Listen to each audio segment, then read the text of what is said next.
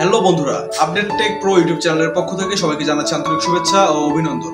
আজকে আমরা আলোচনা করব কিভাবে অনলাইনে চাকরির আবেদনের জন্য ছবি এবং সিগনেচার রিসাইজ করবেন। তো কথা না বাড়িয়ে চলুন দেখিয়ে দিচ্ছি। প্রথমে আমাদের চ্যানেলটিকে সাবস্ক্রাইব করে রাখুন এবং সম্পূর্ণ ভিডিওটি মনোযোগ সহকারে দেখবেন।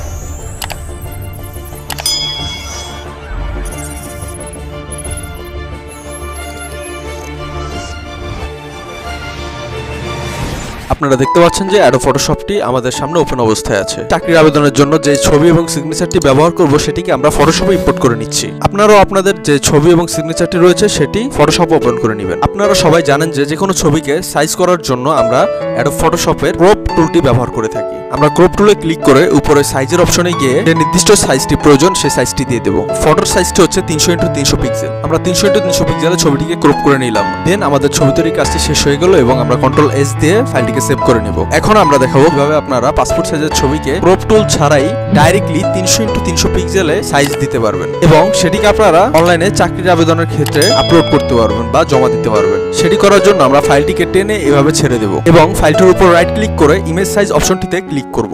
দেন একটি পপআপ মেনু আমাদের সামনে হাজির হলো। সেখানে আমরা ওয়েট দেব 300 এবং হাইট দেব 300। দেন এখানে অপশনটি রাখবো পিক্সেলসে এবং নিচে রেজুলেশন থাকবে 300। দেন আমরা ওকে দিয়ে দেব। তো আপনারা দেখতেই পাচ্ছেন যে কিভাবে একটি পাসপোর্ট সাইজের ছবিকে আমরা 300x300 পিক্সেলে ক্রপ করে নিলাম বা রিসাইজ করে নিলাম। তো দেখতেই পেলেন কত কম সময়ের মধ্যে কাজটি কমপ্লিট হয়ে গেল। যারা আমাদের চ্যানেলটিকে এখনো সাবস্ক্রাইব করেনি তারা সাবস্ক্রাইব করে রাখুন এবং দেখতে থাকুন যে কিভাবে একটি সিগনেচারকে চাকরির আবেদনের জন্য প্রস্তুত করতে হয়। তার জন্য আমাদের ক্রপ অপশনে ক্লিক করতে হবে এবং উপরে ওয়েট এবং হাইট দিতে হবে। তো আমাদের সিগনেচারের ক্ষেত্রে আমাদের সাইজটি হচ্ছে 300x80 পিক্সেলস। 300 হাইট এবং 80 পিক্সেলস হচ্ছে ওয়েট।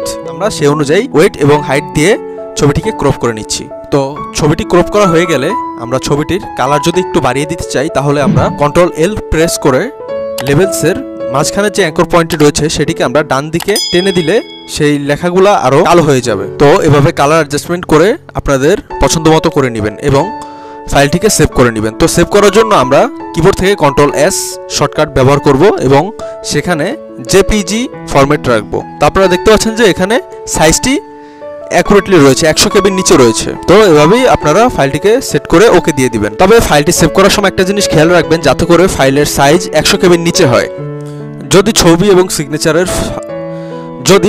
সিগনেচারের ফাইলটি 100 কেবির উপরে হয়ে যায় তাহলে আপনারা এই ছবি এবং সিগনেচারটি নির্দিষ্ট ওয়েবসাইটে আপলোড করতে পারবেন না। তার জন্য ফাইলটি সেভ করার সময় প্রয়োজন বোধে রেজুলেশন কমিয়ে সেভ করবেন এবং দেখে নেবেন যাতে করে 100 কেবির নিচেই হয়ে থাকে ফাইলটা। আমি আশা করি এখন থেকে আপনারা অনলাইনে চাকরির আবেদনের জন্য ছবি এবং সিগনেচার আপনারা নিজেরাই বাসায় বসে আপনাদের নিজ কম্পিউটারে ফটোশপের সাহায্যে করতে পারবেন খুবই সহজে।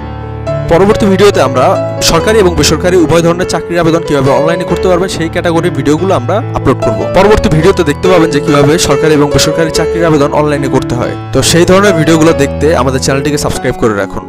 তো বন্ধুরা, আজকের ভিডিওটি এই পর্যন্তই। পরবর্তী ভিডিও দেখার আমন্ত্রণ জানিয়ে আজকের ভিডিওটি এখানেই শেষ হচ্ছে। ভিডিওটি ভালো লাগলে লাইক করবেন, কমেন্ট করবেন, শেয়ার করবেন এবং অবশ্যই আমাদের চ্যানেলটিকে সাবস্ক্রাইব করবেন। আল্লাহ হাফেজ। Here we go.